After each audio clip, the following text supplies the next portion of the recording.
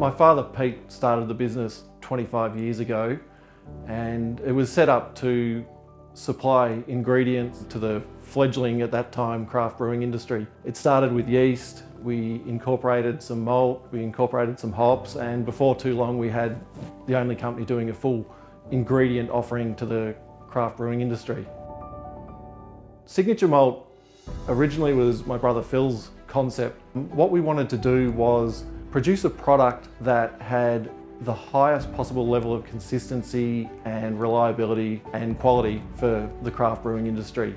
The idea is we select a large parcel of barley from one single farm, the best possible batch of barley that we can find in the year, and we segregate that and we hold it and we malt it at the same plant for the whole year, so that as the season progresses, the brewer knows that they're going to get the same malt batch after batch after batch, and they can set their watch by it.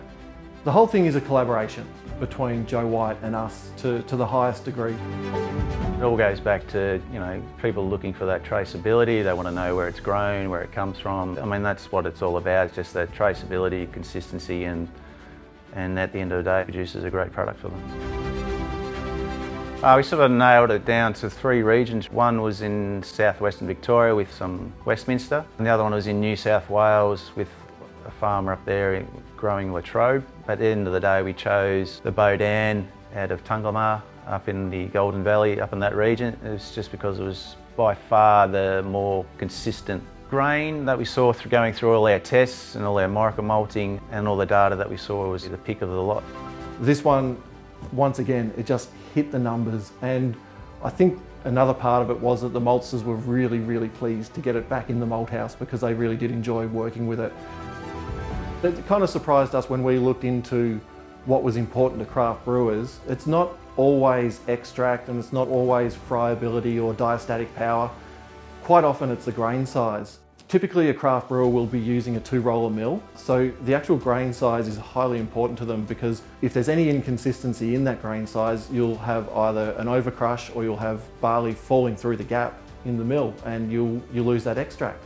So to have a parcel of barley with a really homogeneous grain size was very, very important, and that led to better efficiency and better consistency in the brew house. That was one of the ones that was really high on our list of parameters to scope for. So the Coopers up there have grown it again, and to be fair, I think it's better than last year as well. We're very excited that the brewers, once they get their hands on it, I think they'll find it's a really consistent, high-performing malt that goes through their brew house. The craft brewers have more exacting standards and more exacting requirements when it comes to their malt, and for us, Signature Malt was the answer to that. And that's what we do. We search every corner of the country to make sure we're getting the best barley each year that will serve the purposes of our craft brewers. And this malt is the best malt in Australia to hit those requirements.